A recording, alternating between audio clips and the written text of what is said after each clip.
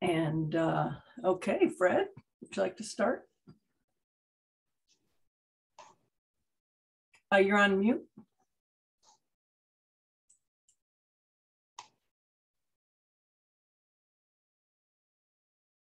You're on mute, Fred. Hello. Hi, Mary. Thank you. I'm struggling a little bit with the setting here. Let's see, how come it's not showing on my screen?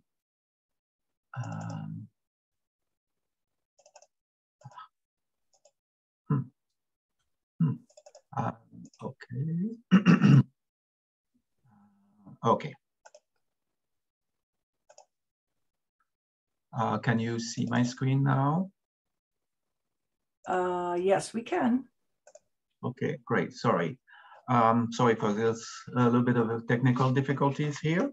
But thank you, Mary. And it's my pleasure to be participating to the IAEA seminars. And I'm Frederic Robin. I work for the Center for National and International Assessments here at ETS, focusing on the PISA and PIAC program. And we are the main ETS contractor working for the OECD on these programs. And I've been working on psychometrics and at ETS for a little bit more than 20 years.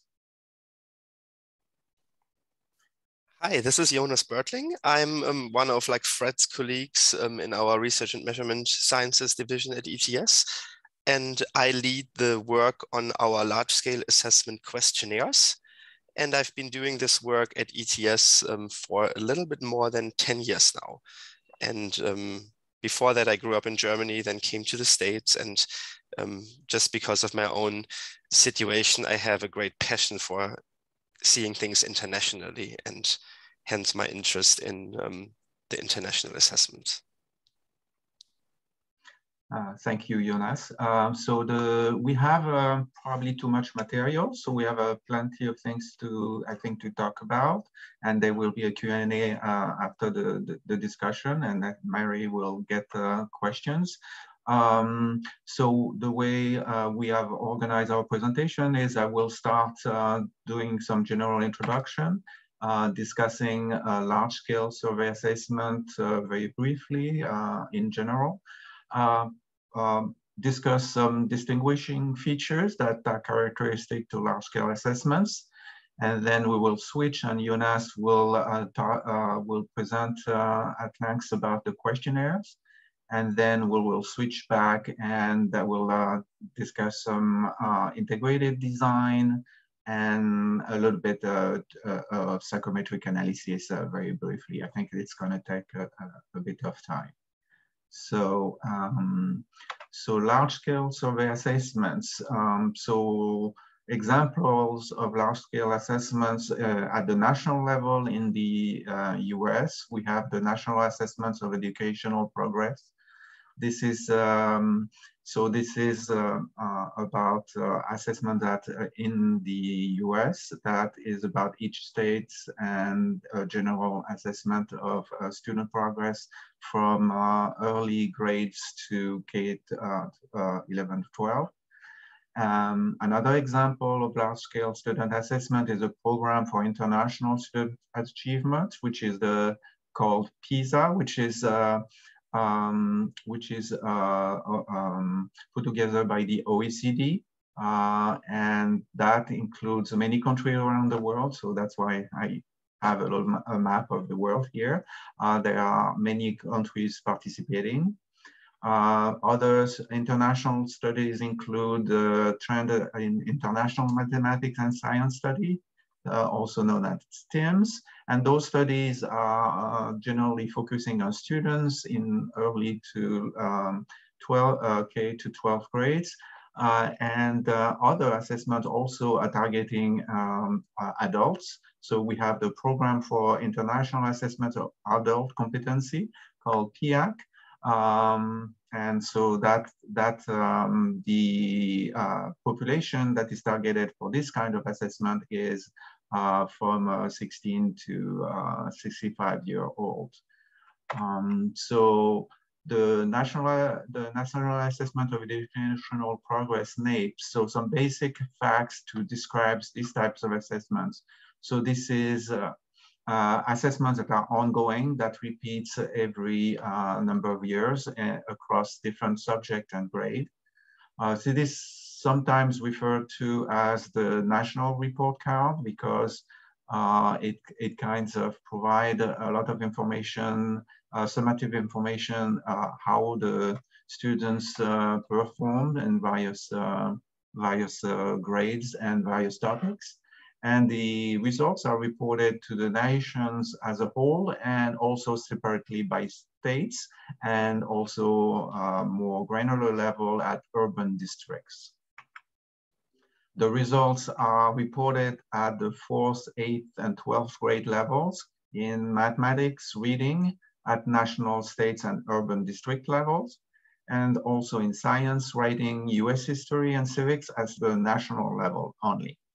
So those survey assessments sample students from various schools and states all over the US. The assessment lasts 60 minutes of cognitive assessments and plus 15 minutes of survey questions.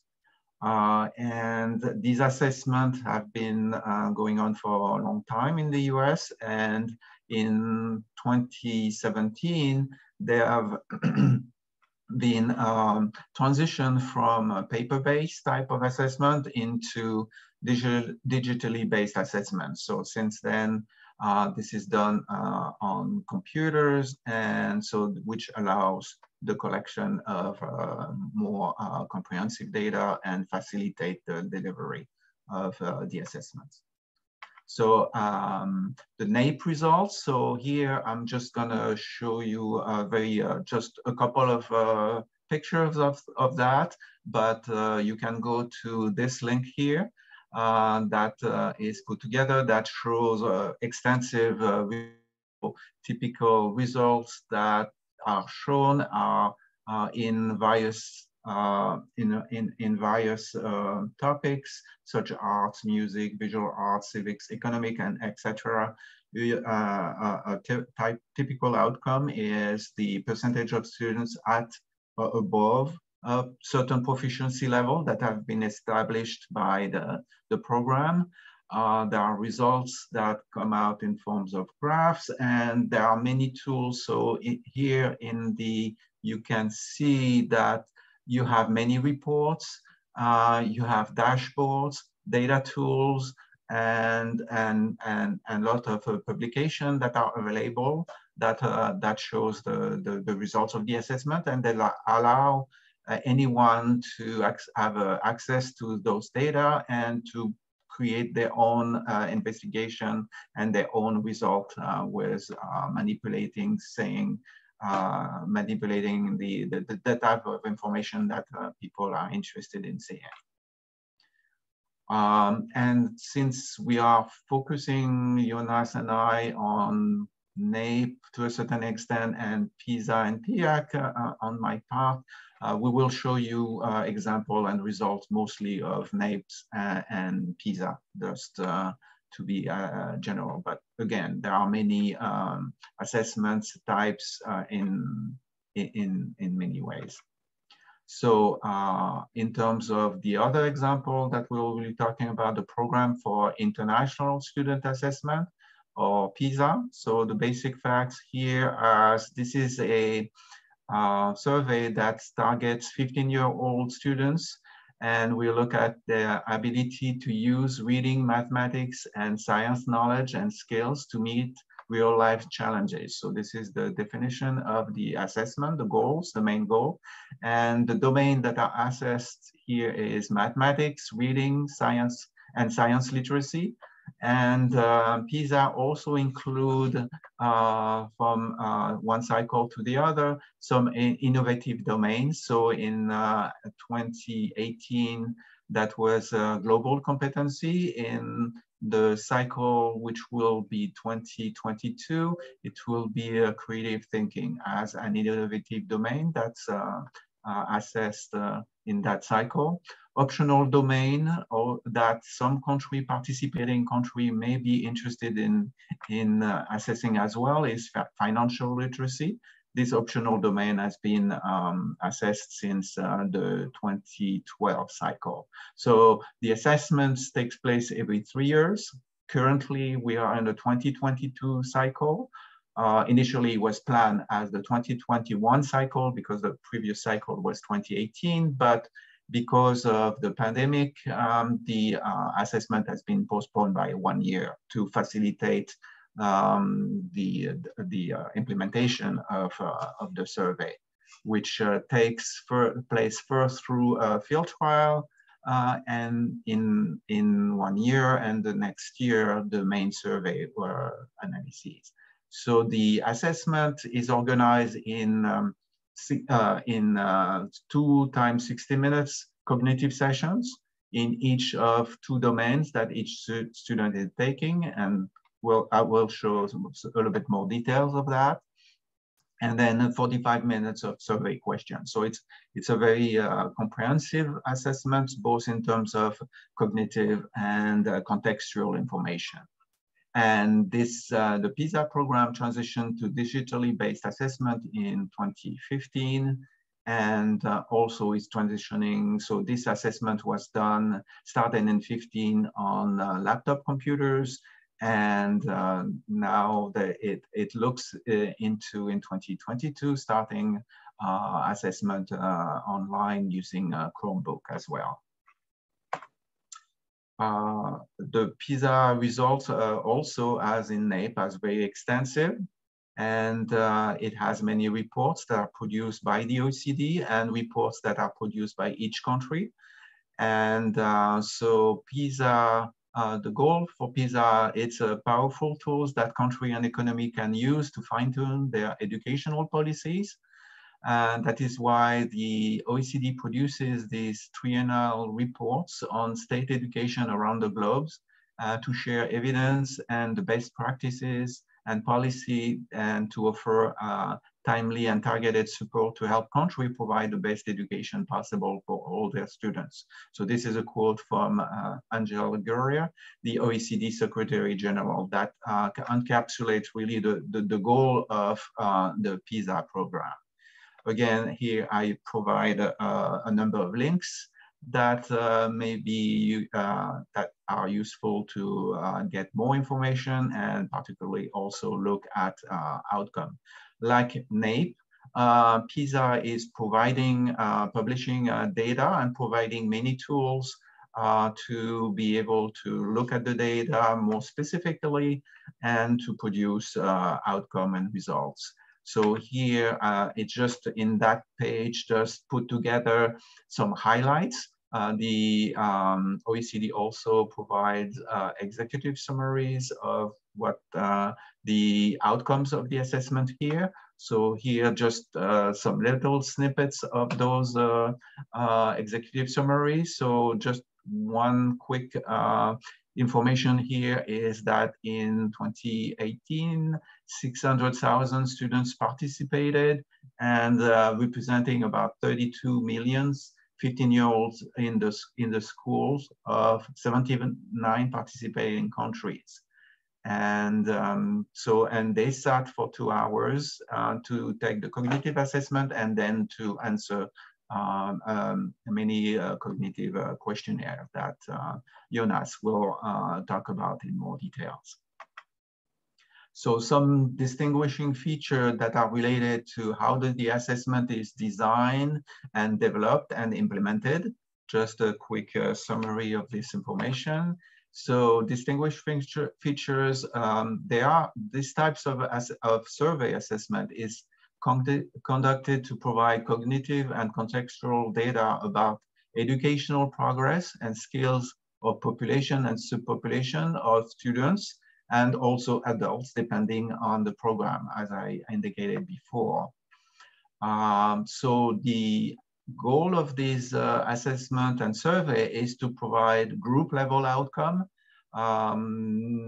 There's no information that is provided as a result at the individual level. and the information is secure and anonymized. So this is important because of the security and the ownership of the information. That is very important. I think there are many rules and laws in terms of sharing information or publishing identify information. So those programs are very careful to secure their databases. The stake of the assessment, this is an important point. Those are substantial for countries, in the case of the US in terms of NAEP, in terms of states, jurisdiction, and sometimes this can be used to validate quality state assessment in the case of NAEP.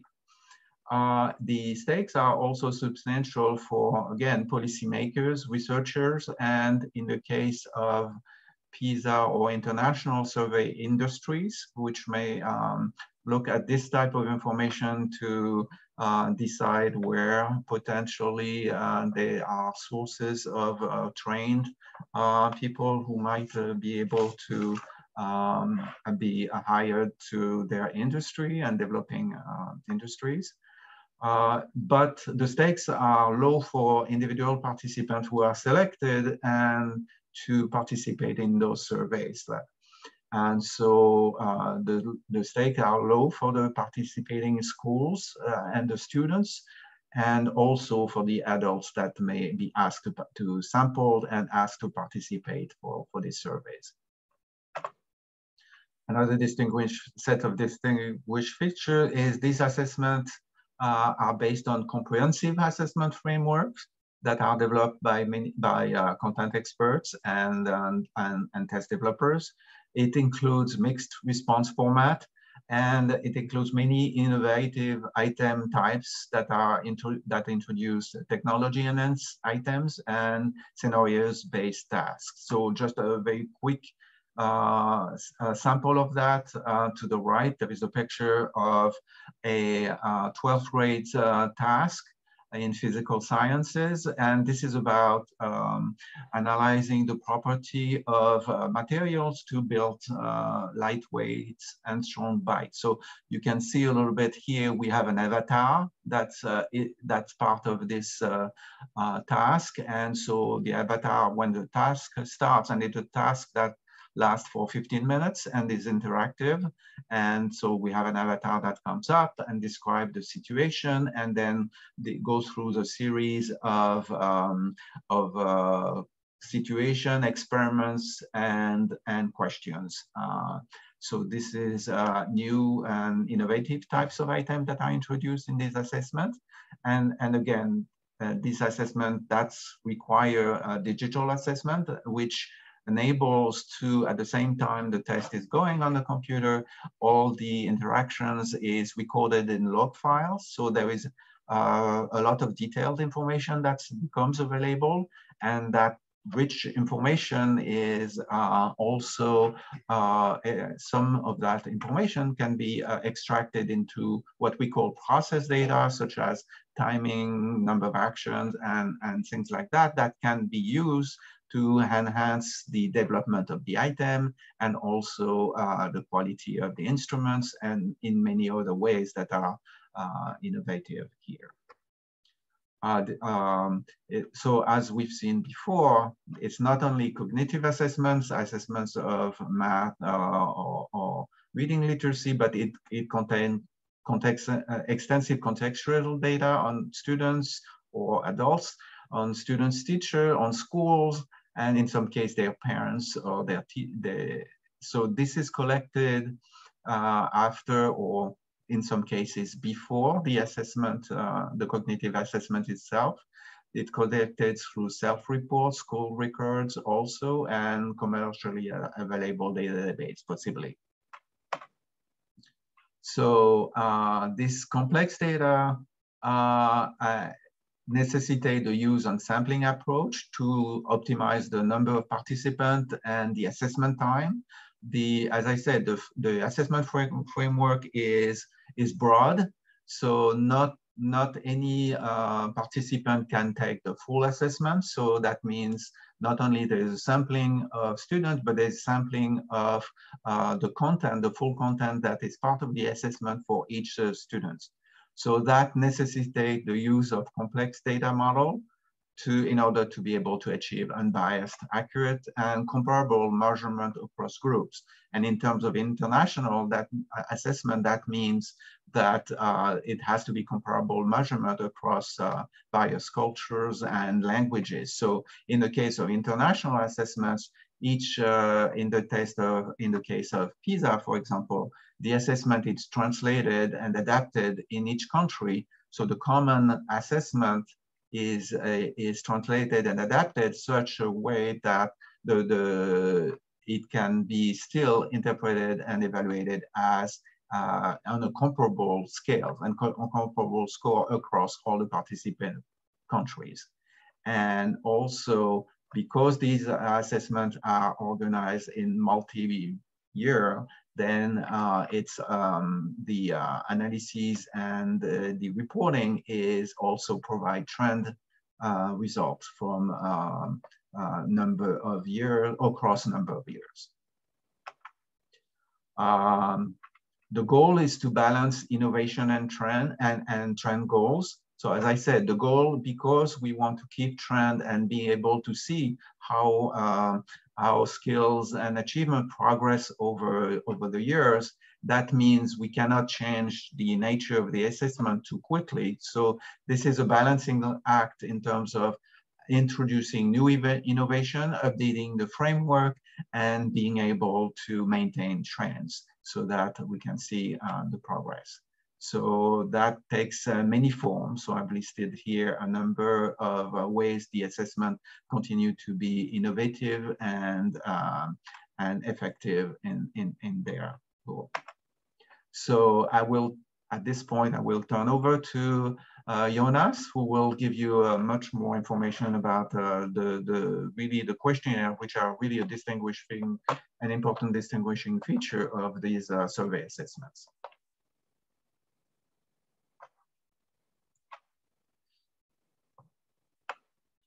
So I need to, how come? I need to stop sharing here. Sorry about that. Jonas, you are muted.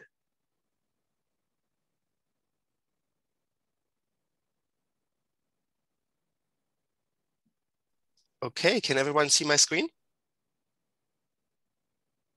Yes, yep. Okay, perfect. So yeah, as Fred said, I will dive deeper into the questionnaire part. And we already heard that there are two components to large-scale assessments, as shown on this visual here. There are the achievement tests, but there are also contextual questions, and both of them complement each other. While the achievement tests help us answer questions such as, where do economies stand with regard to academic learning outcomes? The contextual questionnaires allow us to answer, how do economies differ with regard to other variables, other learning context variables, attitudinal variables of the student, system levels, and also to look at the relationships between learning context variables and the variation in learning outcomes. So really looking at both sides together can give us the policy value that we want to achieve through these large-scale assessments, and can give policymakers actionable ideas and data, what they may be able to do if their system is performing highly or their system is performing not that great. As Fred mentioned, there are multiple respondent groups. And as you see here in the middle, for the achievement tests in PISA, we're only talking about the student respondent. For the contextual questions in PISA, we have student school data, teacher questionnaire data, as well as parent questionnaire data. NAEP has student, school, and teacher data. So there are slight variances here across the different assessments. And as Fred mentioned, there are also achievement-based assessments like PIAC for adults. So this graph is focusing on PISA and NAEP primarily. If we now look only at the contextual questionnaire side, you can see on the left side of the screen here what the main categories of constructs are that we're targeting with these questionnaires. You can see I've grouped them into 3 larger buckets. From the bottom up, starting with background, then you see opportunities, and you see attitudes, beliefs, and behaviors. And for the 2 boxes, the opportunities and the attitudes, belief, and behaviors boxes, you see also that we can separate constructs into those that are general, meaning they don't refer to a specific subject area, and those that are subject specific, meaning that these constructs are about reading, math, science, or whatever subject area is in focus of the assessment. I want to now show you a few example questions that fall into each of these buckets. What you see here is a question about perseverance, which is classified as a general attitude, belief, or behavior. The student answers here whether they keep working on a task until it is finished on a 5-point agreement scale. An example for a subject-specific item in this category is shown here, mathematics self-efficacy, where students are asked how confident they feel about having to do certain mathematics tasks. In this case, you see a task related to the new PISA 2022 mathematics framework on mathematical reasoning, extracting mathematical information from diagrams, graphs, or simulations. You see here an example of a general opportunity-related item. Students answer whether their teachers sent them homework during the time of the pandemic.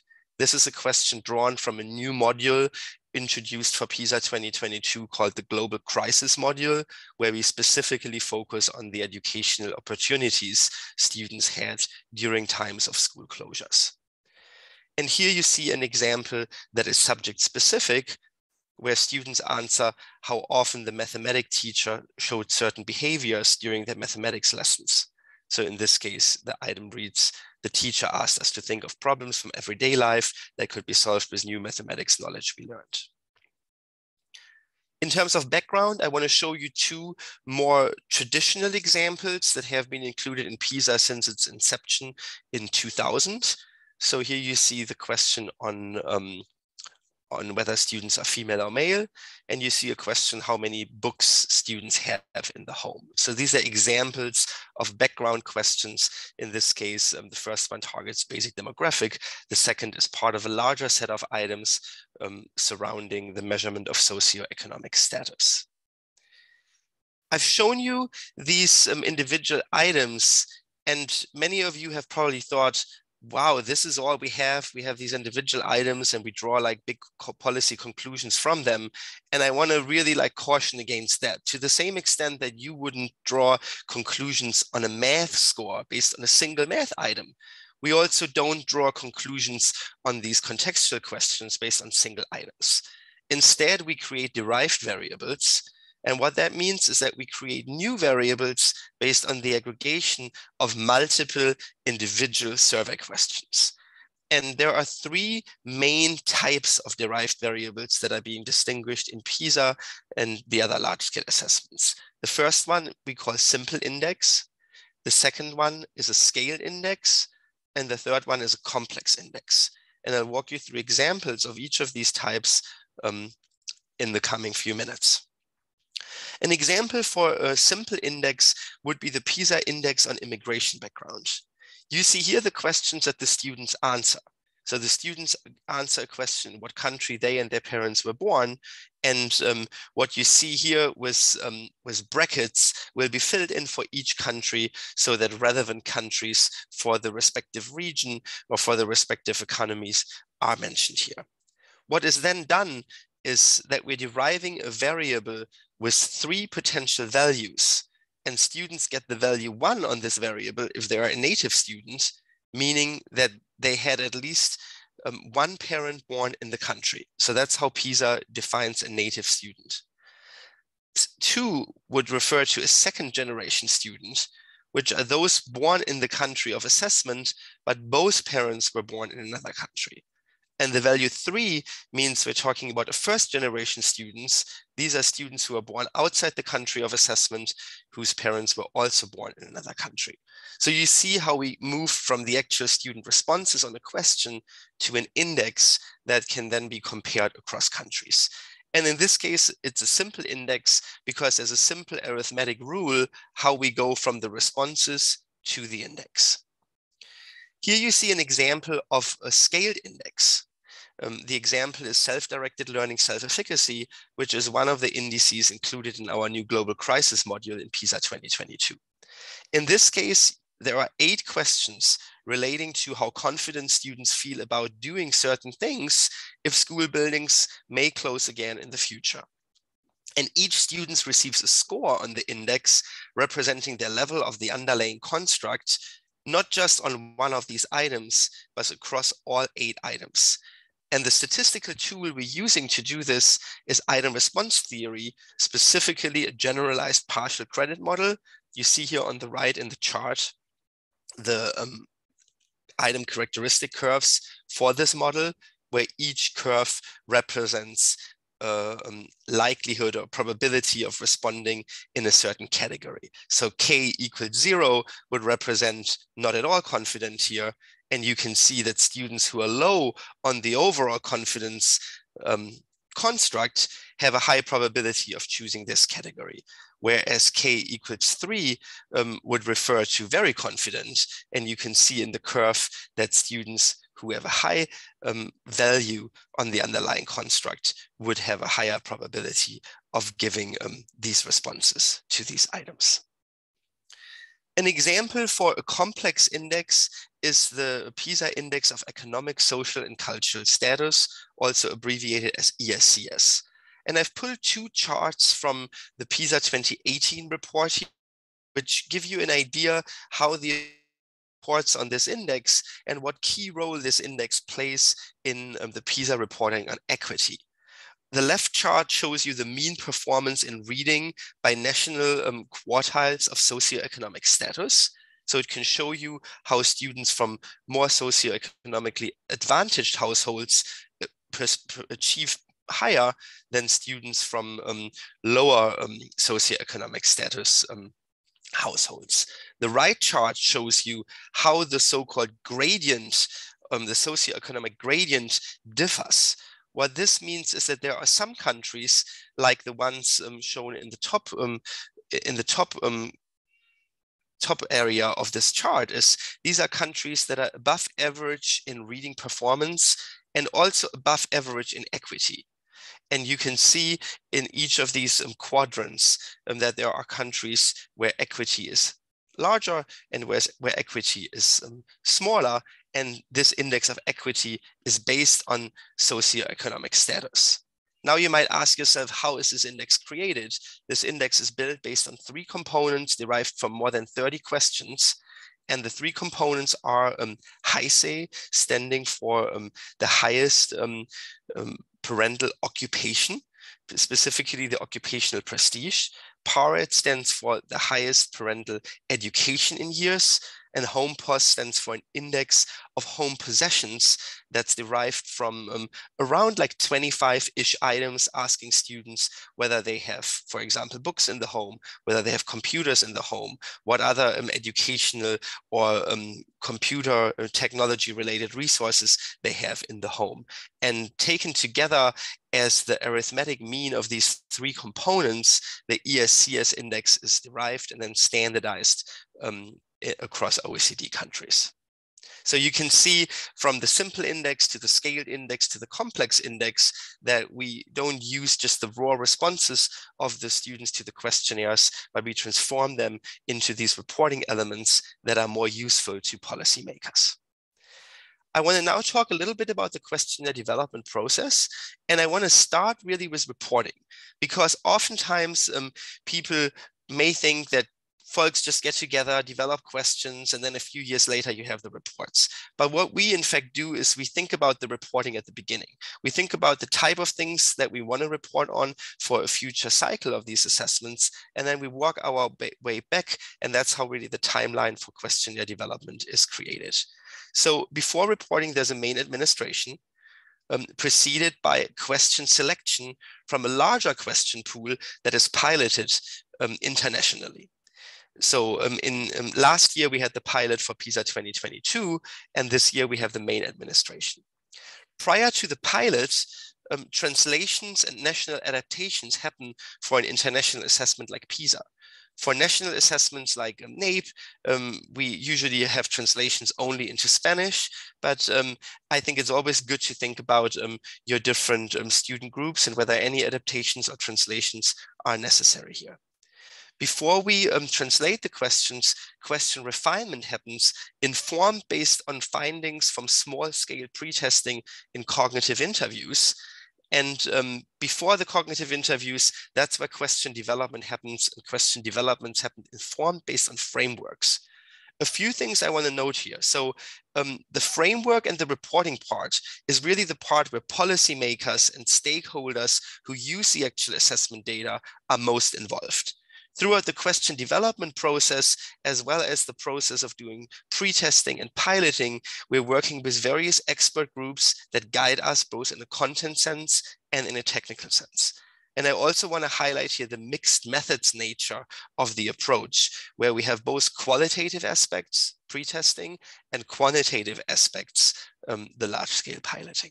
So this is a pretty involved process that can take anywhere between 4 to 6 years from when the frameworks are written to when the questionnaires are in the field and actually reported on. Before I conclude my part of the presentation, I want to give a very high-level overview of some of the innovations that we introduced in PISA 2022, starting with a deeper dive into social and emotional constructs.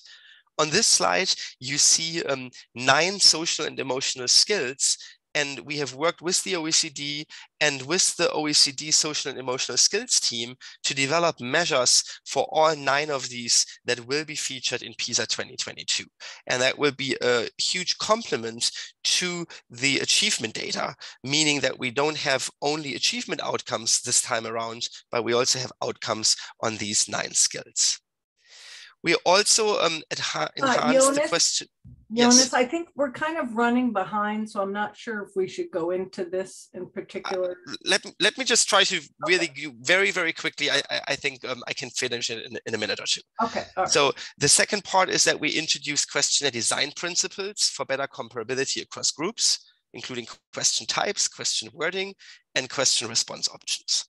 The third innovation is that we introduced a design called matrix sampling for questionnaires, which means that we maximize construct coverage and reduce per screen student burden. What that means is in a traditional design, students would see all items of a question. In this new design, students just see a subset. So one student might see this and another student might see that. And still we can derive scores on the construct for each student, and that leads to a more efficient assessment experience. And lastly, we're working towards greater inclusiveness of questions, specifically moving away from the assumption that all kids live in traditional families with a mother and a father. We've started the explorations in PISA 2022 with questions like this one here, where we allow students to specify information about their guardians and about 1, 2, or 3 guardians. This is not ready for prime time yet in PISA 2022, but we hope that PISA 2025 will actually feature questions of this kind in the operational assessment. Okay, I'm going to give the word back to my colleague, Fred. So Fred, if you can just take 5 minutes to do go quickly through the slides so we can have time for questions. You're on mute.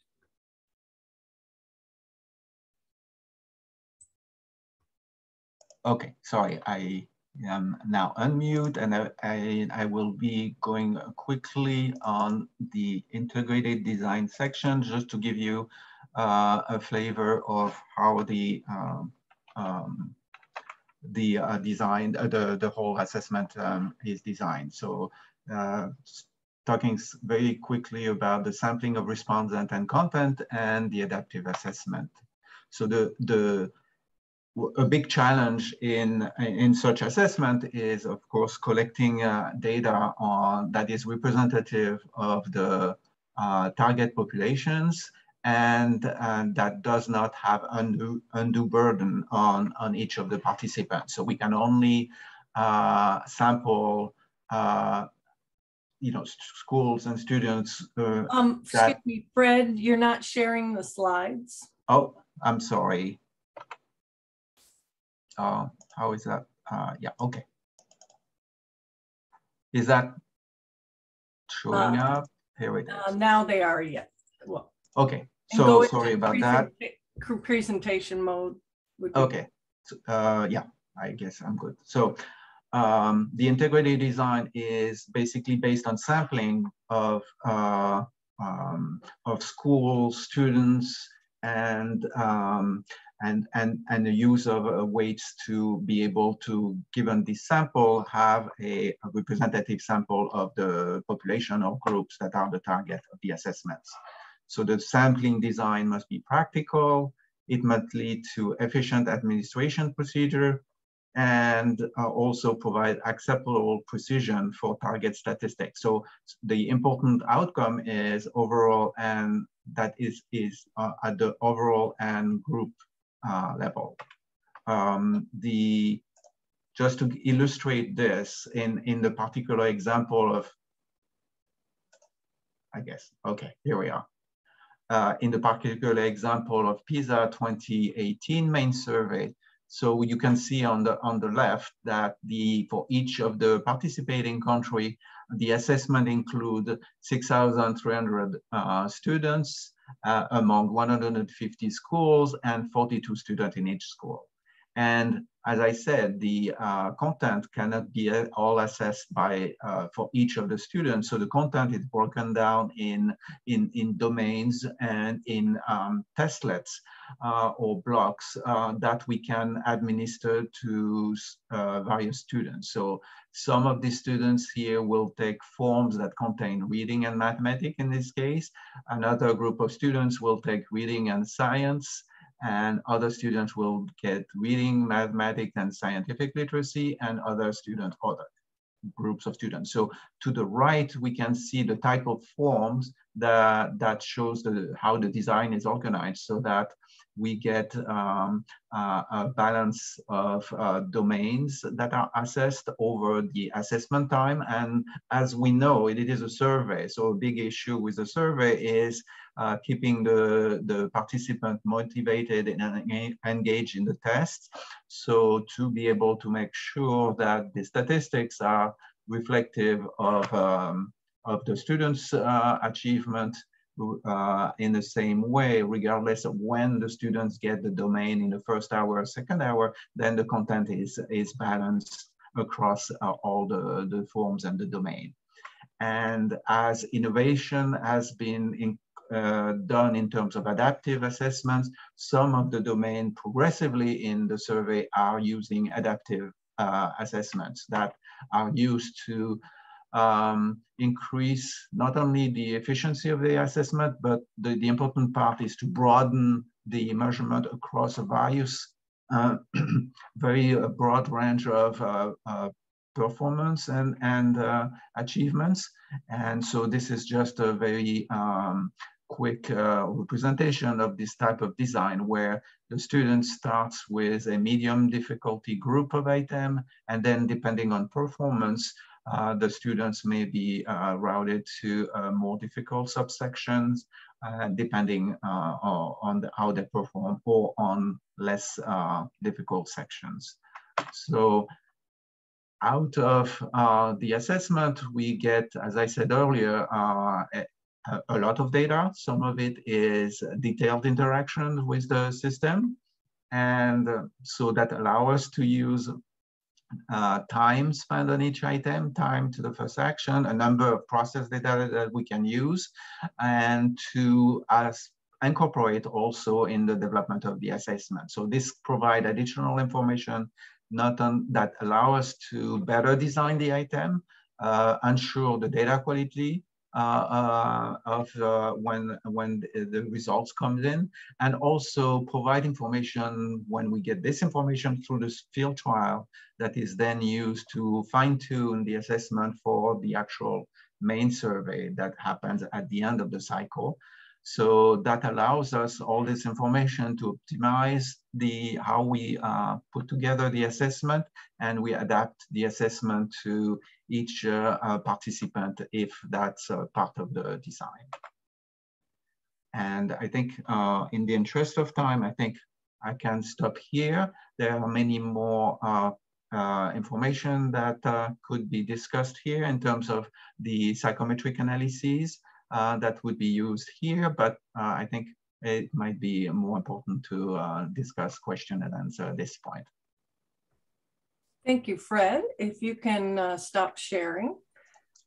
We have 10 minutes for questions and answers. Now, Dr. Rakometsi from Umalusi in South Africa has a couple of questions, and in the interest of time, I will summarize them.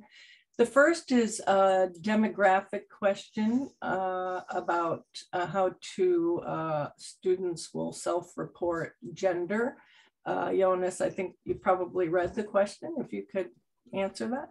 Yes, thank you for this question, Mafu. I think this is a really important question, and actually one that we're talking about both in the context of PISA and in the context of NAEP. So in the context of PISA, there is a possibility to do national adaptations to this question, and some countries have actually chosen to adapt this question to offer a third category, such as other or non-binary or something like that.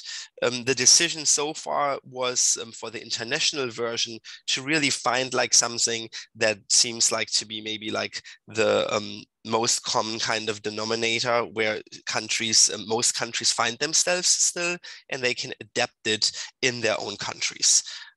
In NAEP, we're currently working with NCS to see how we can also change gender questions. We don't have a gender question for the student questionnaire in NAEP, but we used to have one for the teacher and school principal questionnaire. We've put those questions on pause for now due to the concern about the binary nature. And we are planning a relaunch of a question once a consensus has been found of what the third category should be named, or whether there need to be more than 3 categories. So you're raising a really, really important point here. We're working on it. It's relatively complex, and working with so many different jurisdictions, as you can imagine, there are also very different views on this sensitive topic across all of those participants.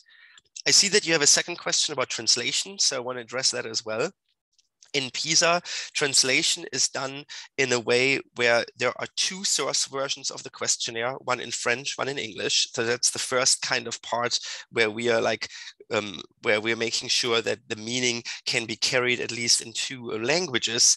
And then translation happens through a multi-step process where multiple translators are independent translating, and any differences in the translation and potential distortions to the meaning are reconciliated by an international like reconciliator. And obviously this is again far from simple, but it is a process that takes many steps. And actually in PISA, we reserve 1 year of the project just for the adaptations and translations, which gives you an idea how much care and time is put into doing these translations. When we come then to the pilot data analysis, we're still checking whether items worked comparably across countries. And if they don't work, we might discard them, or we might not use them in the derived variables, or use certain statistical corrections to use them if we see that items perform notably different across countries. Thank you, Jonas. I don't see other questions in the chat. Feel free to put something in the chat. We have a few more minutes, or raise your hand and unmute yourself, and you're welcome to ask a question on camera. In the meantime, I can say that from the cognitive perspective, the translation process is very similar to what is done with the questionnaire. And that one interesting feature there as well is that the items are developed, they are sourced from the various countries and the item developers, and they are translated in the same way from French and English as the source languages into each country's languages. And in that process, we collect data in a field trial to provide some empirical evidence of a difference in functioning on the item if that happens. And unlike many assessments, we don't, if it's not possible to have really all the item function exactly the same way in all countries. So we acknowledge that through the modeling by allowing some proportion of item that really doesn't function in the same way in different countries to be allowed to be modeled, accounting for those differences. So there is really a core of question, because if we were to really limit ourselves to the question that really can function comparably in all countries, then that would reduce the that would constrain the assessment framework to the too small of a common denominator. So we allow some questions that are important, but through translation maybe change in their functioning, but keep a core amount of questions that function in the same way across country to ensure that the results are really comparable. So this is an interesting feature that usually is not true in many high-stake assessment, international, national assessments. Thank you, Fred. I just put in the chat, if anyone has questions, feel free to email Fred or Jonas directly, or me, and I will forward it on to them. Any other questions?